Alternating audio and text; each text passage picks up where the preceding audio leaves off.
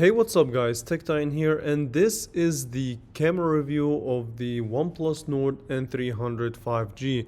And listen, this camera has one major flaw, and we're gonna discuss that later on in the camera review. So let's go ahead and get started. Well, real quick, I want to thank you all so much for watching. If you enjoy my videos, make sure you consider subscribing. It really means a lot to me. It helps out the channel plenty. So definitely appreciate anybody who subscribed and is willing to subscribe or watches my videos. I'm grateful for you guys for sure. Alright, so now let's talk about this camera. On paper, it's an upgrade from the OnePlus N200. So you have a dual camera setup.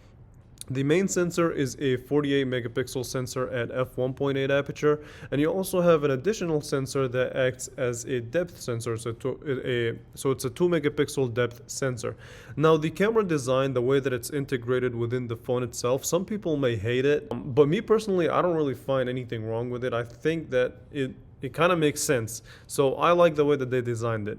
And you also have a dual flash. So two flashes, one for a standard light and one for like an ambient light. The only thing that you may not like is that this camera does protrude quite a bit. So it's not going to sit flat on a flat top or a flat surface. So keep that in mind. All right, so switching it up, let's talk about the camera app, which I think is just a disappointing camera app. Now listen, I'm one of those people that loves a simple camera app, but this is almost too simple. Now one of the good things about it is that it does take pictures quickly, and you have the ability to switch between 1x and 2x. Obviously, because it's a 48 megapixel, it's able to do that and gives you a kind of a good quality 2x picture. Alright, so the settings is where I really have issues with this camera app, and it just does not provide an intuitive settings option, so you cannot really mess around and change any of the resolution or switch between the 48 megapixel sensor or go to a 12 or 16. So the settings is just not it for me. Alright, so let's talk about image quality. Now we're gonna start with the positive things and then slide into my major flaw. Alright, so the first things first is that this is a 48 megapixel sensor. Now you're not going to start shooting at 48 megapixel right off the box. There is a switch that you have to turn on for that, but the 48 megapixel sensor does a good job in sharpness and detail. So zooming into pictures and getting more detail is on point with this camera. So really this definitely gets a thumbs up from me in that regard. So, and also the depth sensor does its job kinda, so the bokeh effect on this phone is actually really nice. For a phone that costs $228, definitely gets a thumbs up from me. Again, because it's a 48 megapixel sensor, you get more sharpness, more detail as you zoom in into the image itself. So that definitely gets a thumbs up. Now, overall though, in outdoor conditions, it does a decent job with keeping decent colors here and there. The picture quality sometimes can be dull and not overly saturated, or does not really pop out.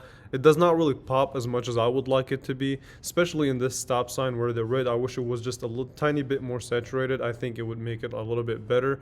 And even this handicap sign, the colors on it look decent, right? And listen, we're gonna talk about the problem in a little bit. Now this next image, like the bricks themselves, they are a little bit washed, so it's missing vibrancy and saturation.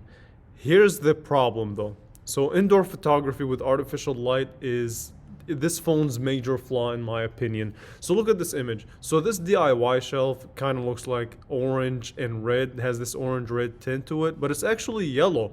And when I actually look at the viewfinder, it starts out as yellow and slowly changes color, and that leads me to believe that there's something wrong with the processing of the image, and usually that can be fixed with a software update. So if they can do that, if they can fix these color issues with a software update, then great, problem solved. If not, then really it's a big problem to me, because you cannot just change colors out of nowhere, man. All right, and that's really consistent with indoor photography. So it just aggressively changes colors, and it tends to lean more towards red and orange more than anything. Other colors seem to be okay, but yeah, for example, this picture was taken on an iPhone 12 compared to a previous picture. Overall though, other than that flaw, it takes some fairly decent pictures. Now in scenarios where dynamic range is really needed, it does kind of struggles a little bit, especially with the actual subject. So the sky looks nice on blue, somewhat saturated, looks nice, but the subjects below, like buildings, it kind of tend to struggle. In this next picture, similar scenario, it's fairly decent, but the next one, again, back to the color problem. So it tends to lean more towards red. So the wall is supposed to be white, but it's aggressively red, and it is what it is. So that's basically my problem with this phone's image quality. And let's talk a little bit about nighttime photography. And listen, this is a category where pretty much a lot of phones struggle in, budget or flagship. I've seen them both struggle, so I don't expect much. But it does have a night mode, which is cool, but it doesn't really portray a accurate picture.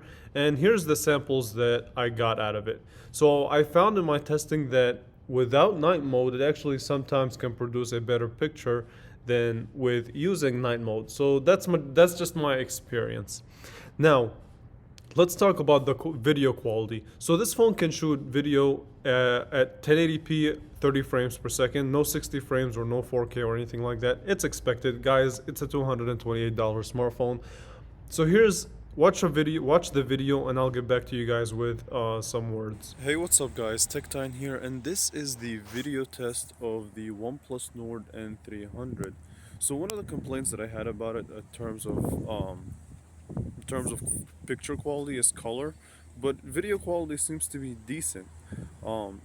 I mean, if we go up and try to focus to a subject, the depth sensor does a pretty good job in actually giving out a nice bokeh effect.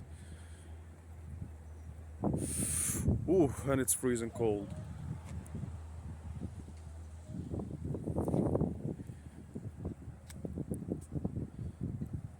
So here's what I can tell you guys about the video quality. It's actually good for a $228 smartphone. So it actually does a pretty good job in balancing colors here and there. They may seem a little bit washed at times. Again, that's to be expected. It's a 1080p 30 frames per second. So the resolution is good. I think it's good for pretty much most people, and the depth sensor does a good job in the bokeh effect side of things. Now, something that I don't like about this video camera is the microphone. It straight up sucks. That's just what it is.